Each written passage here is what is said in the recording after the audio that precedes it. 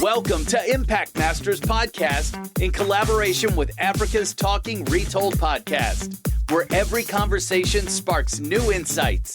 Join us as we delve into the stories of extraordinary individuals who are shaping our world, movers and shakers in tech, policymakers, entrepreneurs, entertainers, and all those whose stories are worth telling. Get ready to be inspired, challenged, and transformed. Welcome, and let's embark on this journey of discovery together. Impact Masters Podcast. You can check us out on all social media platforms. You can also find us across all podcast channels. Simply search for Impact Masters, then subscribe, follow, and share. www.impactmasters.io. Here's your host, Michael Kamathi.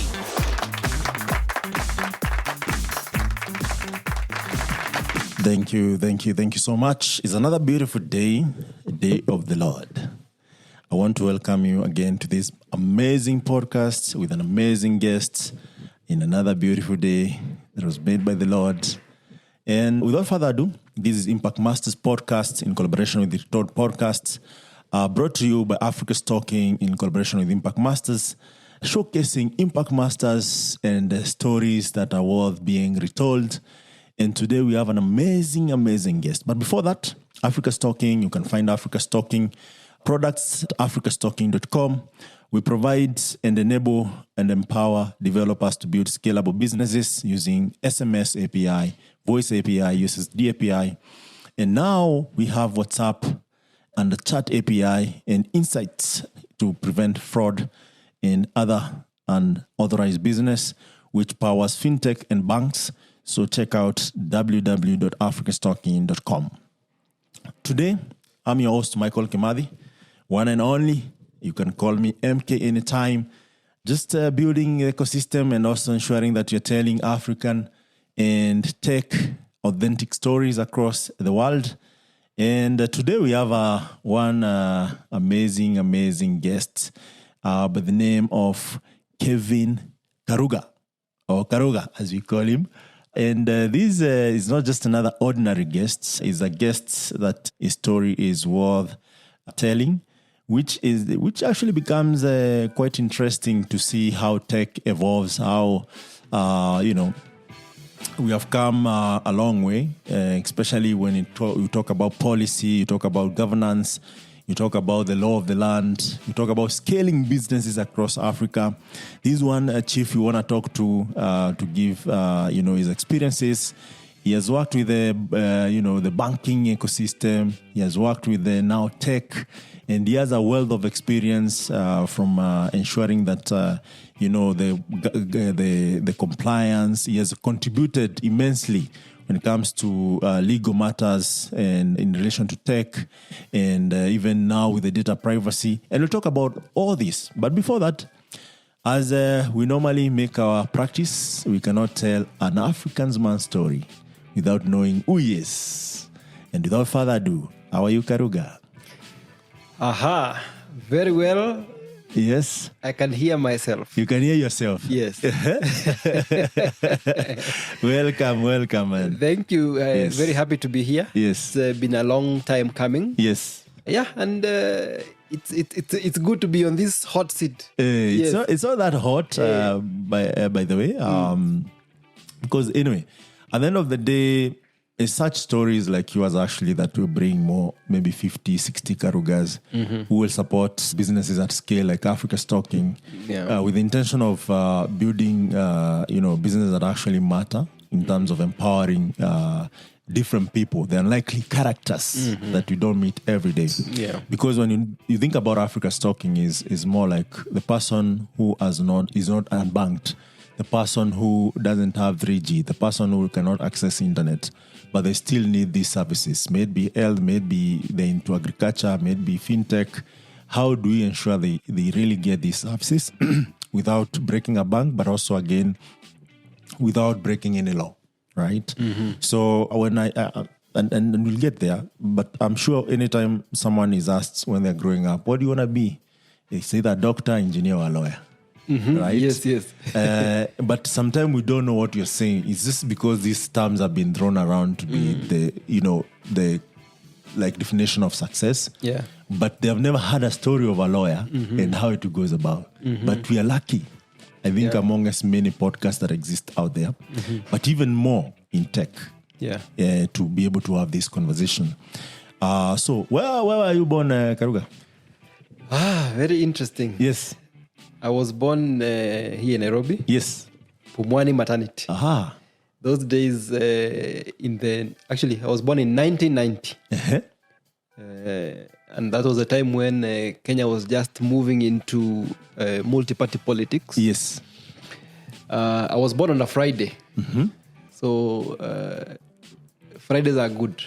Yes, I was also born on a Friday. At the beginning of the year, actually. Yes, I was born on a Friday, first week of the year, in January.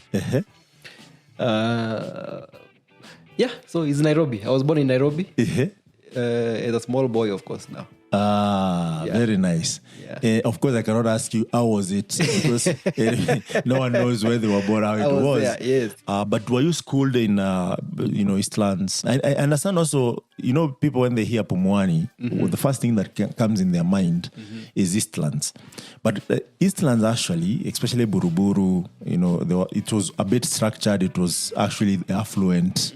There was the side that was affluent, and for the who is who, there was a side that was struggling, even in Eastland. Yeah. But nowadays, with the development and with the new structures and new, progress, Eastland is not considered as progressive as back in the day. Yeah.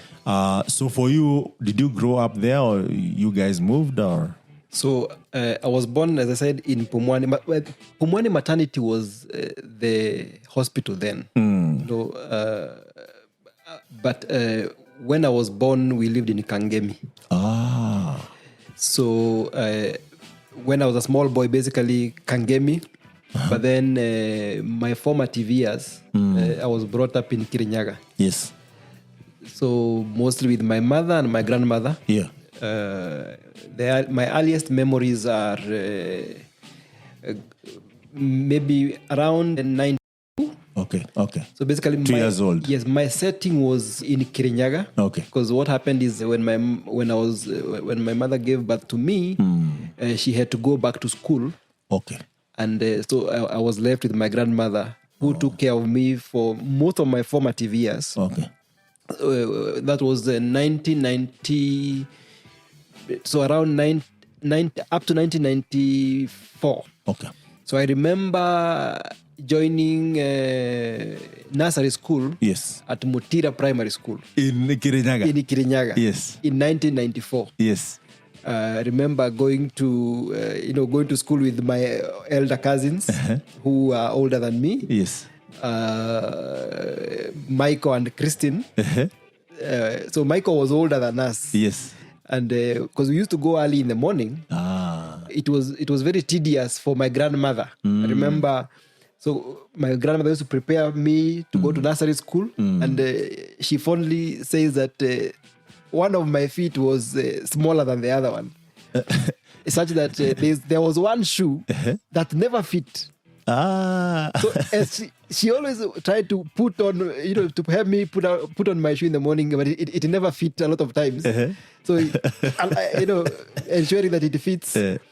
And to ensure that she did not struggle too much in the morning, my auntie, now the mother to Michael and Kristen, told her, why don't you just prepare him, and then they can be going together with these others.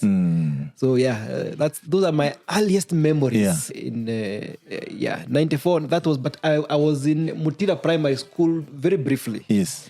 Because now in 1994, maybe I was there maybe for a term. I joined my mother in Nairobi, and we were living at Kahawa Wendani at the time, and I was enrolled to a school called Torrens Academy. So again, that's where I did my pre-unit school, and it was those days was pre-unit, and I think I may have joined Standard 1. So between 1994 to 1995, I was at Torrens Academy. Yeah. But then I was transferred to Kenyatta University Primary School. In 1996. Okay.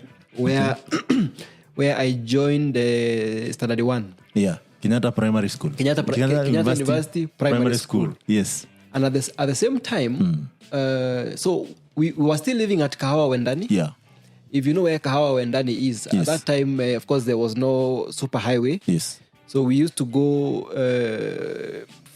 to school. I mean, we were a group of boys and girls. Yes. So we used to go. We had to cross the road. Yeah. From this other side of Kahawa, you know where they are now building.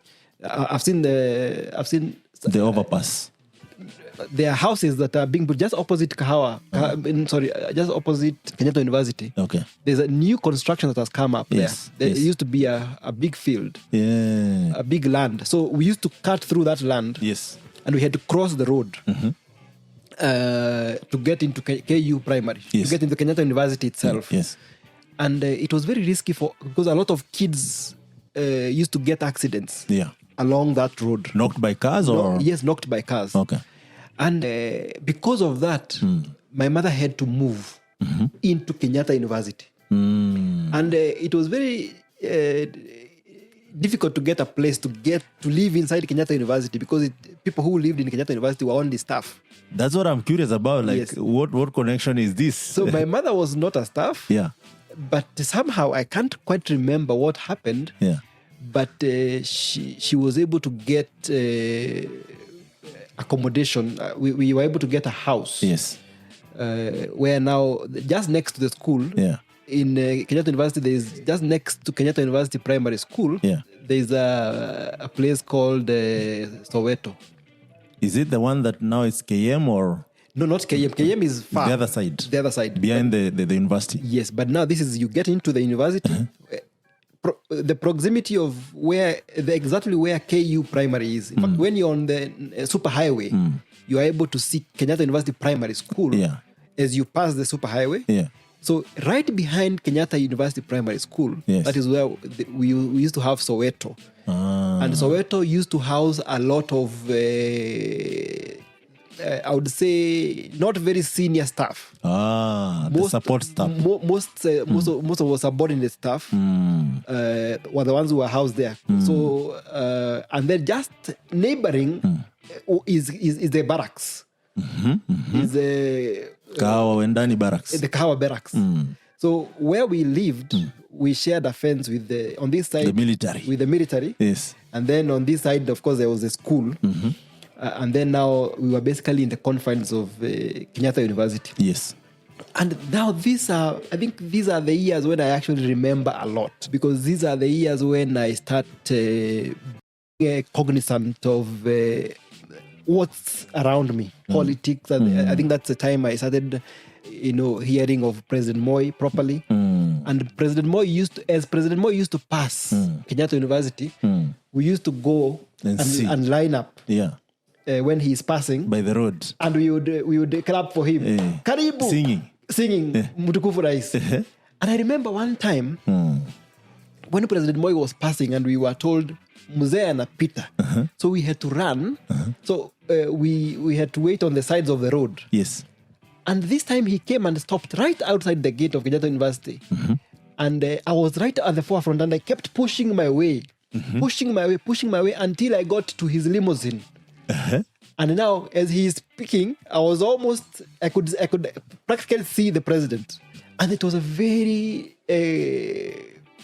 surreal moment. I wanted to be him. Because this is a towering figure. And this time you're in class 1. That time I was in class 1. That could be 1997. Yeah. Thereabout. Yeah. And to take you back, I told you I'm also a village boy. So during the school holidays, I would go to Kirinyaga for a week or two. And then I would come back to Nairobi. So I used to shuttle between, between the two places. And in 1997, as I said, this is when I started being... Because that's when actually the election, the first proper multi-party election was held. Yes. I think the first multi-party election was in 1992. Yes. But then 1997 now was very fired up. And I remember there was a teacher's strike in 1997 when I was in class 1. and we were out of school for a while. Remember those days, there was a very fiery nut Secretary General. Yes. I forget his name. Yes. So I used to go to Kirinyaga, and the elections used to be held in December. So in 1997, December, I remember Mwai Kibaki. Because in the village where I come from in Kirinyaga, it was DP. Those days, the slogan of DP was Ukweli na Umoja na Haki, or something like that. Yes, yes. And I could sense some political activity that was going on. Yes. Posters being put up everywhere. Yeah. And people saying Moi must go. Yes. And as children now, 7-year-olds, we were also now running in the same and saying Moi must go. Yeah. We want Kibaki during those days. Yes. And that was also the first time when I also heard of Mother Karua. Because Mother Karua, I think, had run in 92 and won the Geshogo elections. As an MP. Yeah. And then 97 as well. Subsequently, she also got another term. And I remember people talking about Mother. As a small boy, when my uncle came with the newspaper and they were talking in the living room, I could hear them saying, hey, we wait for our mother. You know, meaning, have you heard of Mother Karua? So Mother Karua was known to be a very tough woman. Yes. And now, as a result, I know I can hear she's a lawyer and she's very fiery and for a woman, that's unheard of for, in fact, for the longest time. Yes, in Kirinyaga, and we had not had a woman member of parliament before. So I think Mother Karua basically broke the glass ceiling. Of course, now we have had even governor, now women. We have more women who are getting much involved in politics. Yeah. But then I just wanted to mention how my earliest memories. Growing up in politics, and how I just also landed on the political environment. Yeah. But then I also must say that whenever I went to Kirinyaga, my grandmother gave me land.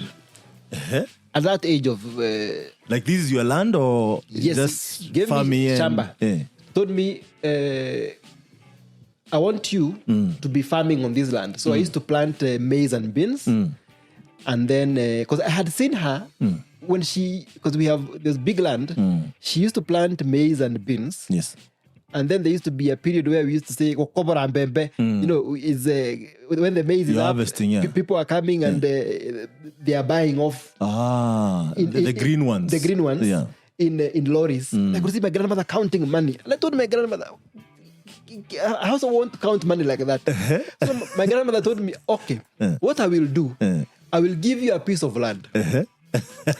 Farm on that piece of land, and then you're also going to kobora your mind. Yes, and count your money. And that's what happened. In fact, how many acres did she give you? It was just a small piece, like 10 by 10s. I can't remember quite, but it was not a very big. It was just a small place because I'm the one who used to go and lima. And it's a very interesting story because I mentioned earlier my cousins, Michael and the Christine. older ones, Their father, may the Lord rest his soul. Every time I was farming on the land, and they would call me to their house to go and have tea. Because I used to go and early in the morning. That was a very young boy. Yeah, that was. And that's during the holidays. During the holidays. Yes. And I would go and dig because I used to see how people are digging in the farm. And they would call me, come and drink tea. And I would say, no, I have not yet finished. I have my targets. Yes. And now, in hindsight, now my aunties and my mother and my grandmother now tell me, your uncle used to say, this fellow is going to help himself. I'm trying to translate. You are a bit industrious for a young guy. Yes, he said, to say this guy is going to help himself. And now, my grandmother also tells me, because now in the village, having also grown in the village a lot, I have roots and had friends. So I used to call friends, other small boys and girls. I know, where they could take you for work, and then next weekend you can also do... Take them for so they come community work and help me in my farm. And there was this one time, we are still very good friends with my friend Robert. Okay. Now Robert is a teacher somewhere in Kutus. And they used to come and one time one of the pangas got lost. And And I had to sit all of them down and I whipped them. And I said, can you produce the panga? You cannot steal from me. You cannot. Where is the panga? Hey. So that is how serious I was With the farming. with farming and ensuring that things that things that have been given, I know that. Yeah. And when I look back, I see a lot of me, what I have become. Forming. Yeah. If I now actually think Those are the about foundations. Those were real foundations. Yeah. Yeah. But at what point did you, of course, the politics side I've had, but at this point, were you saying, okay, now for you to be a politician and mother is a lawyer, maybe this is the route I want to take? In fact, it's very interesting. Yeah. I have one of my uncles who was a senior government officer at PS level at that time. So, and during days, Jamhuri days, we used to go to his house. Public holidays. Public holidays here in Lavington. Yeah. They used to invite us for Mbuzi. And him being a very senior government officer, I admired him very much so. And I think I had started feeling like I would want to be like him. And this is 97. In 98, I was transferred from Kenyatta University Primary to Kirinyaga to a boarding school called Kiruga Municipality Boarding Primary School. Yes. And meanwhile, because now we had started interactions with my uncle, I used to write letters to my uncle at the age of 8. And now when I look back, I used to tell him that I wanted to be an engineer. Okay. I did not know what an engineer was, but I had heard. But it sounded really good. It sounded very nice. But I had heard him is a quantity surveyor. But I had also heard people talking very well of engineers. Hey, we are an engineer. Guys who build the roads. I didn't know exactly what engineers do. And in my letters to him, I used to write to him and tell him, I want to become an engineer. That was the earliest memory. But then as I continued now in Kiruga Municipality Primary, I realized that I actually admired people in leadership. And now I started to remember that I had started reading newspapers at this age of 9, 10. And in newspapers, and I used to listen to the radio. And a lot of times you'd hear lawyers who are parliamentarians. And making laws, policies, making noise there, and they jokes. They are firebrands. And I particularly remember James Orengo. PLO Lumumba, who actually later became my professor. Oh. I remember President Bill Clinton at the time, Margaret Thatcher, because when I was born, Margaret Thatcher was the Prime Minister. Yeah. I used to hear, because they used to have a radio and I used to hear one or two things. That is how I decided that I was going to become a lawyer. The reason why I decided I wanted to become a lawyer is because I wanted to do what these guys are doing. Yes. These guys who are very vocal. Yes. I want to be like them. Yes. They are making laws and they are basically coming to help people, in society. And I remember one of our MPs at that time, I think it's called Kibicho, has also been a lawyer. So I thought maybe for you to be a parliamentarian, you have to be a lawyer. To be a lawyer. So that is how I took that trajectory. I took that trajectory. Interesting. So by this time now, you want to be a lawyer. Yeah. Did you research what it takes to be a lawyer? Honestly, not. In fact, I don't know that I'll be jumping the gun, but I was more certain when I went to high school. Yeah. I was more certain that I was either going to be three things. I was either going to be a lawyer. I was either going to be a lawyer, a DC, the provincial. Yeah, because that was serious position. Provincial administration, or a teacher. Yeah. And I remember all these were informed by my desire to change society. Because I am very passionate about changing people's lives. And during that time, provincial administration was extremely powerful. Yes. It's like a governor now. If you think about it. In fact, it was more powerful than a governor. Because if you remember, we had 8 provinces. Yes.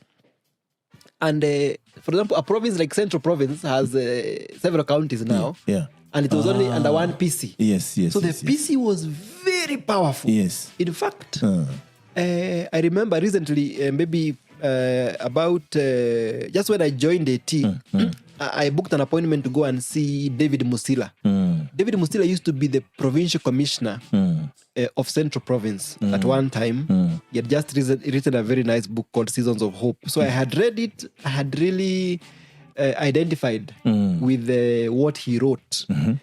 And I went to see him just to tell him, actually, I wanted to be you. I wanted to be a provincial commissioner. Just that? Yes, I wanted to be a provincial commissioner. Yes. I wanted to be in the provincial administration.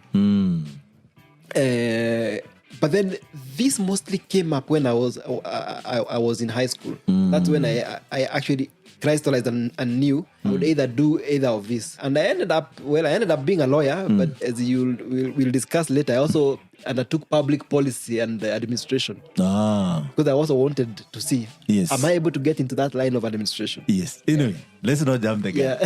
Yeah. So you do your primary school mostly in the Kirinyaga municipality? Yes, Karuga municipality. Karuga, yes. Yes. So that was from 1998. And I think that is where I was shaped. Yes. Karuga municipality was an amazing experience. And in fact, it was the best boarding school in Kirinyaga County. Yes. At the time. Yes. And the reason why I was taken to Kirinyaga municipality, number one, my grandmother said, I was already becoming bigger than my age. And that is very interesting. Yes, and I was already now fighting in school. So my parents back in Kenyatta University, primary. Yes. Yeah. I was being called, the parents were being called that, I am fighting. And so my grandmother, she's a very wise woman. In fact, if my grandmother went to school, one of my aunties says she would be a Wangari Maathai because my grandmother is brilliant. She said,